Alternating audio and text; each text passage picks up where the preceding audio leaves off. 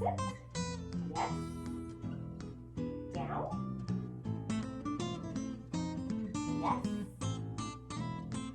Stand. Yes. Good job.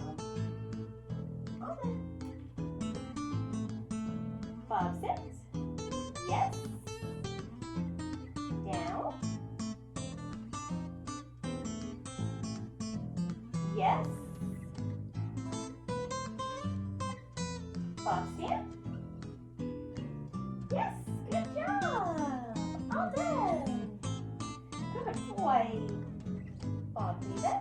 1, 2, 3, 4, 5, 6, 7, 8, 9, 10. Yes, take it. Good job. Bob, watch me.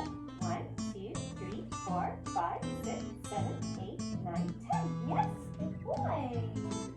Well done. Good job. Heel. Sit.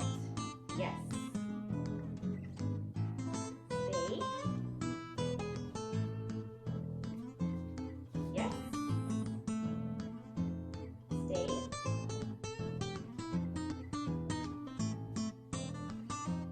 Yes. Stay. Bob, come. Good boy. And sit.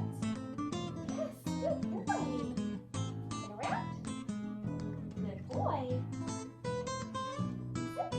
Yes, good job. Good boy. All done. Great job. Good boy. Here, Bob, go cuddle. Yes, good boy.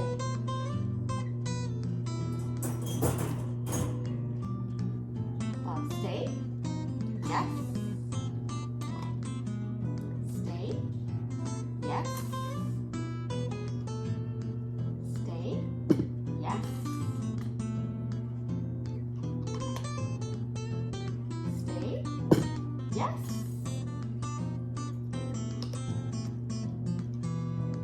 Stay. All done. Bob, stay. Yes, good boy. All done. Bob, stay. Yes. Stay. Yes. Stay. Yes. Stay. Yes, good boy. All done. Good boy. Yay, good job.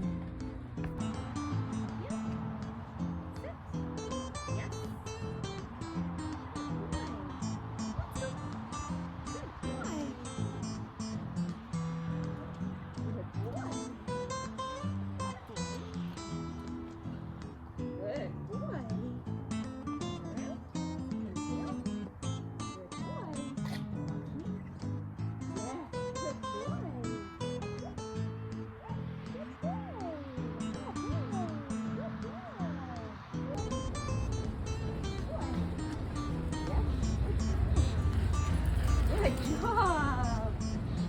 Good boy, Bob. Good job.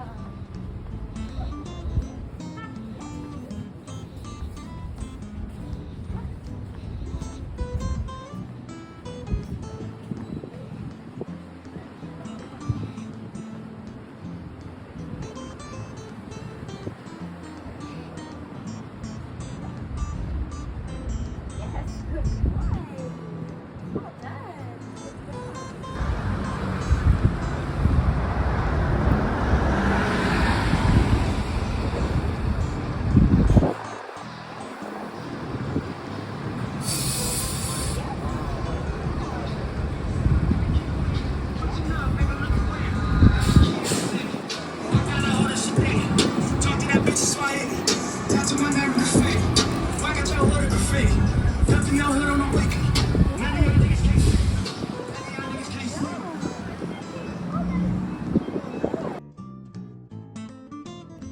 we're going to show you how Bob does for our off-leash hikes. Ready, Bob? Let's go.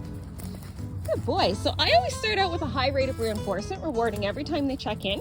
And then as I see that they're staying nice and close, I can start to lower the rate of reinforcement, reward less often. What I want to do is try to find the sweet spot between rewarding enough so that he will check in here and there, but not so much that he never leaves my side. So he's going ahead, sniffing, exploring, good boy. And then here and there, he's checking back, getting his treat. And then I say, go play, and let him keep sniffing around. The idea is I want to make sure that I'm rewarding enough so that he will check in and play the game with me, but not so much that he never leaves my side. Because the point of coming out for our walks is so that he can go and sniff and explore and be a dog. So I want him to feel like he can do that, but here and there he should be looking for me. Yes, good boy. Great job. Now, as I'm feeding the treats, it's important to remember that we don't just want to go from giving lots of treats to just stopping and giving nothing at all. We're going to start to switch it up with affection and praise sometimes, and then other times give him treats. The idea is I want to make sure that, good boy, go play.